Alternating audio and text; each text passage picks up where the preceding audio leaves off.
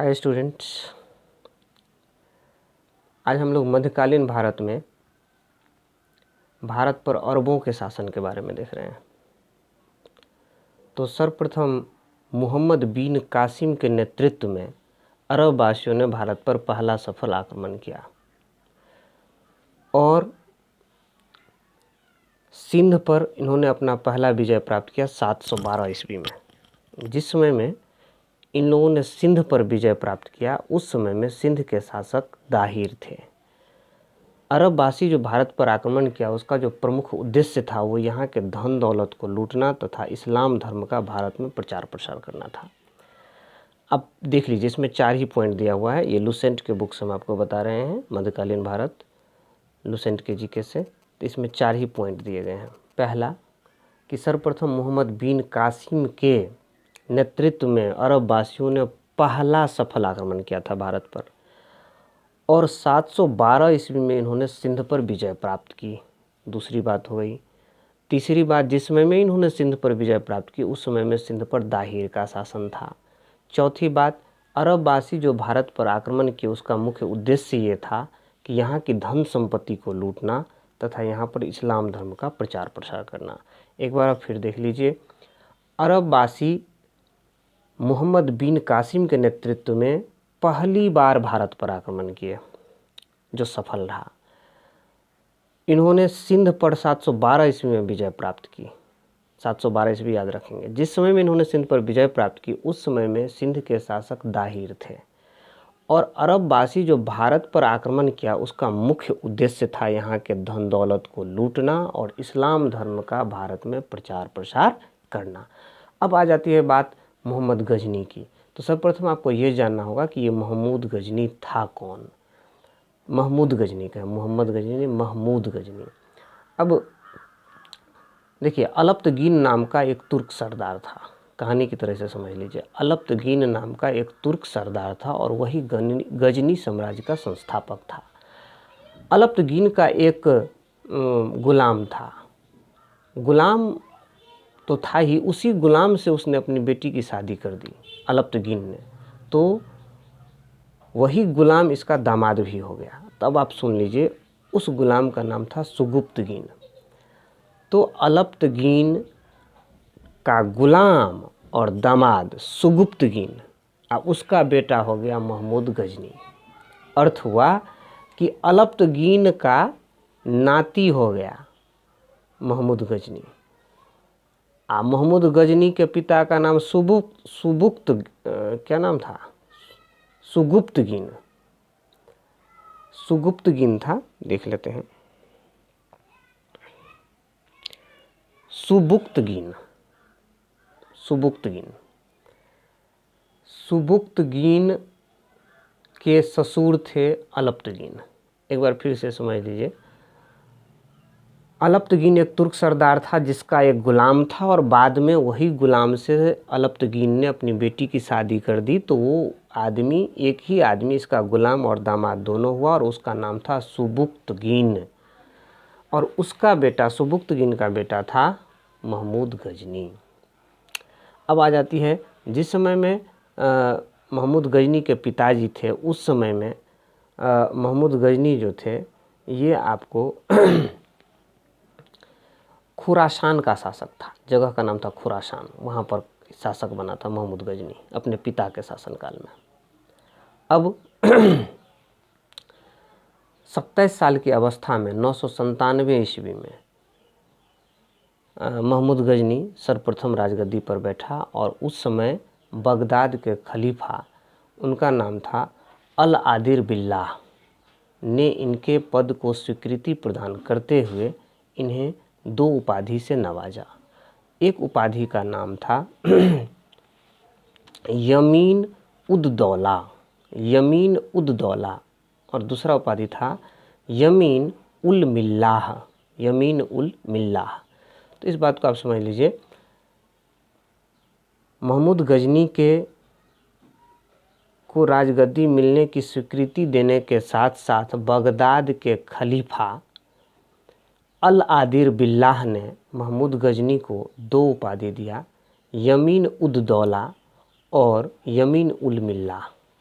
सबसे important question पूछा जाता है कि मोहम्मद गजनी ने भारत पर कितने बार आक्रमण किया। तो आप याद रख लीजिए, मोहम्मद गजनी ने भारत पर कुल 17 बार 17 टाइम्स 17 बार आक्रमण किए।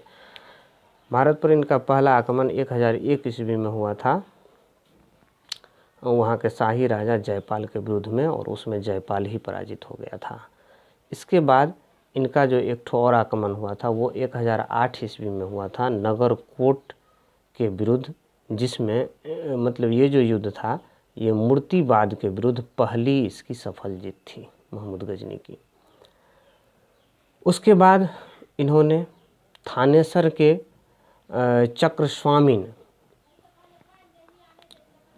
का यहाँ पर एक ठो क्या था, कांस्य का चक्रस्वामिन की कांस्य निर्मित आदमकद प्रतिमा को गजनी भेजकर रंगभूमि में रखवाया था मोहम्मद गजनी। इसके बाद आ जाता है आपको सबसे इसका जो चर्चित आक्रमण रहा है, भारत पर जो सबसे चर्चित आक्रमण रहा है मोहम्मद गजनी का, वह रहा है 1025 ईस्वी में। इन्होंने सौराष्ट्र के सोमनाथ मंदिर पर अपना आक्रमण किया था और वहाँ से लगभग इन्होंने 20 लाख दिनार की संपत्ति लूट करके ले गया था। लेकिन जाटों को ये देखा नहीं गया, ये भाग रहा था, तब तक जाट सब इस पर आक्रमण कर दिया। रास्ते में ही छीना झपटी हुआ, थोड़ा बहुत संपत्ति जाट के भी हाथ लगा 20 लाख दिनार में से। अब तो एक बात इसमें छूट रही है, सोमनाथ मंदिर पर जो आक्रमण किया था मोहम्मद गजनी, तो सोमनाथ मंदिर की रक्षा कर रहे थे अनिहिलवाड़ा के शासक। अनिहिलवाड़ा के शासक पर भी गजनी आक्रमण कर दिया कि तू काहेला इसका रक्षा करता है, हम लोग लूटने वाले लोग हैं, अच्छी तरह लूटने दो। तो अनिहिलवाड़ा का शासक जो उसकी रक्षा कर रहा था सोमनाथ मंदिर की, अनिहिलवाड़ा के शासक पर भी मोहम्मद गजनी ने आक्रमण कर दिया। अब रास्ते में जब लूट के जा रहा था तब बीच में जाट हेरा फेरी कर दिया, इसको थोड़ा बहुत संपत्ति लूट लिया। ये भी मोहम्मद गजनी भूला नहीं। ठीक 1027 ईस्वी 1025 में किया था ये सौराष्ट्र सोमनाथ मंदिर पर, और 1025 ईस्वी में जब ये लूट के वापस जा रहा था तब ने जाट सब इस पर आक्रमण किया था रास्ता में और थोड़ा बहुत संपत्ति लूट ली थी। इस लड़ाई को मोहम्मद गजनी अपने मस्तिष्क में बैठाए रखा था और मोहम्मद गजनी ने 1027 ईस्वी में, देखिए वो हुआ था 1025 ईस्वी में और ये हो गया 1027 ईस्वी में, जाटों के विरुद्ध अपना अंतिम भारतीय आक्रमण किया था। और इसके बाद ना मोहम्मद गजनी मर गया और 1030 ईस्वी में कहिए इनकी मृत्यु हो गई मोहम्मद गजनी का, 1030 ईस्वी में।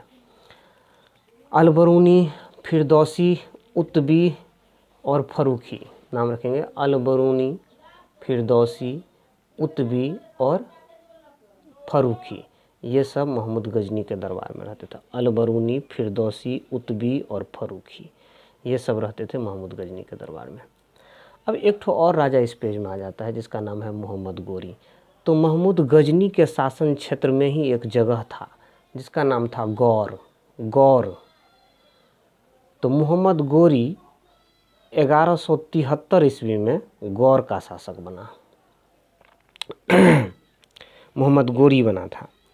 इसने भारत पर पहला आक्रमण 1175 ईस्वी में मुल्तान के विरुद्ध किया।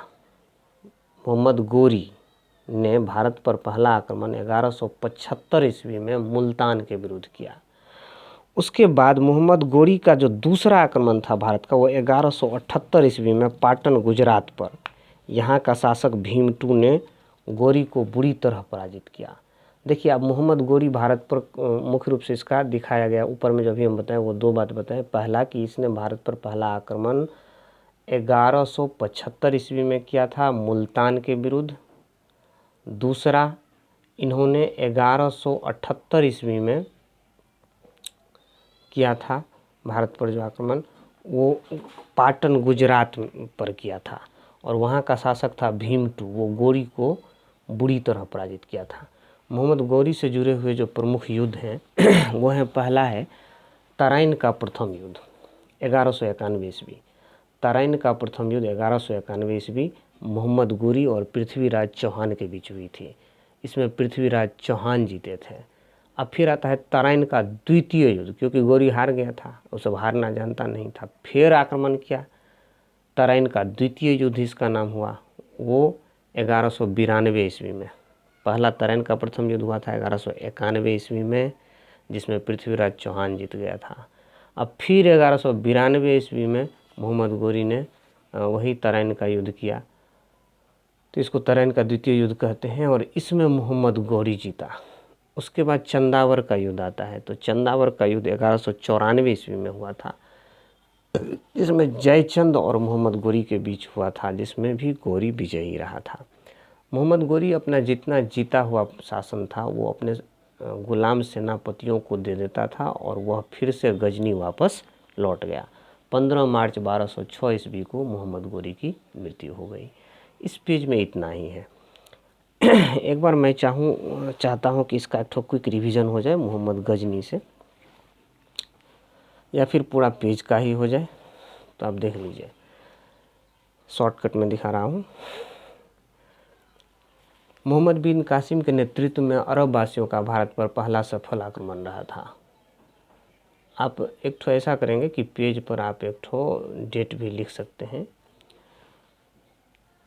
उसका जो सफल आक्रमण रहा था पहला, वो आपको मोहम्मद बिन कासिम के नेतृत्व काल में रहा था। सबसे पहले अरब वासियों ने सिंध पर 712 ईस्वी में विजय प्राप्त की, और उस समय में सिंध पर दाहिर का शासन था।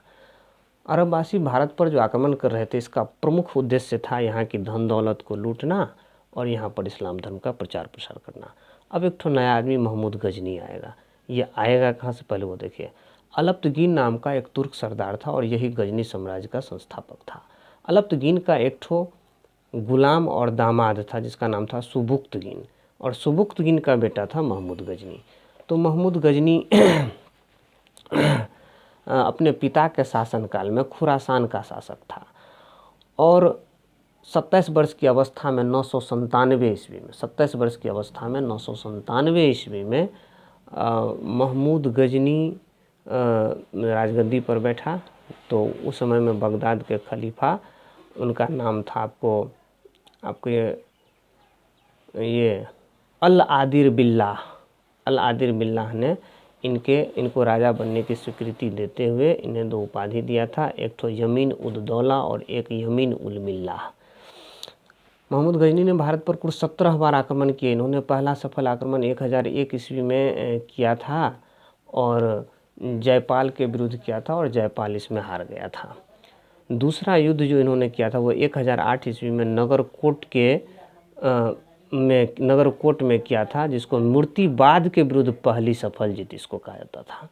इसके बाद थानेसर के चक्रस्वामिन में कांस्य मूर्ति जो आदम कद प्रतिमा था, उसको इन्होंने गजनी भेज करके रंगभूमि ले आया में रखवाया। इसके बाद आ जाता है महमूद गजनी का जो सबसे चर्चित आक्रमण था वो 1025 ईस्वी में सौराष्ट्र के सोमनाथ मंदिर पर था, और वहाँ से उन्होंने 20 लाख दिनार की संपत्ति लूट करके जा रहा था, और उस मंदिर की रक्षा करने वाले अनहिलवार के राजा शासक पर भी इन्होंने आक्रमण किया था। रास्ते में जब ये लूट के जा रहा था तो जाटों ने इस पर आक्रमण किया, और 20 लाख दिनार में से कुछ संपत्ति जाट ने भी लूट के ले गया। इससे जाटों की ये दुश्मनी ये मन में बसाए हुआ था, और ठीक 1025 ईस्वी में ये किया था मंदिर का चोरी। उसके बाद 1027 ईस्वी में मोहम्मद गजनी ने जाटों के विरुद्ध अंतिम भारतीय आक्रमण किया था, और उसके बाद 1030 ईस्वी में मोहम्मद गजनी की मृत्यु हो गई। दूसरा शासक आ गया था बीच में, आपको ये आ गया है इसके बाद मोहम्मद गोरी। तो मोहम्मद गजनी के शासन क्षेत्र में ही एक जगह था जिसका नाम गौर था, और 1173 ईस्वी में मोहम्मद गोरी गौर का शासक बना। मोहम्मद गोरी भारत पर पहला आक्रमण मुल्तान के खिलाफ 1175 ईस्वी में किया था, और दूसरा आक्रमण 1178 ईस्वी में पाटन गुजरात के खिलाफ किया था, जिसका राजा भीमटू था, और उसने मोहम्मद गोरी को बुरी तरह से पराजित किया था। अब आप आज इनका जो प्रमुख युद्ध पूछे जाने वाला है, पहला है तराइन का प्रथम युद्ध, जिसमें मोहम्मद गोरी और पृथ्वीराज चौहान के बीच लड़ा गया था, और पृथ्वीराज चौहान जीत गए थे। तब आया तराइन का द्वितीय युद्ध, तो फिर इसमें मोहम्मद गोरी और पृथ्वीराज चौहान के बीच में इस बार मोहम्मद गोरी जीत गया। उसके बाद आता है चंदावर का युद्ध 1194 ईस्वी, 3 ईस्वी, 1191, 1192 और 1194। तो 1191 में तराइन का प्रथम युद्ध, 1192 में तराइन का द्वितीय युद्ध और 1194 में चंदावर का युद्ध। चंदावर का युद्ध मोहम्मद गोरी और ये जयचंद के बीच लड़ा गया था, जिसमें मोहम्मद गोरी जीता था। मोहम्मद गोरी अपने जीते हुए प्रदेशों को अपने गुलाम सेनापतियों को सुपुर्द करते हुए पुनः खुद गजनी वापस चला गया और 15 मार्च 1206 ईस्वी को मोहम्मद गोरी की मृत्यु हो गई। और ये पेज समाप्त होता है। अगले पेज के लिए हम लोग देखेंगे। Okay bye.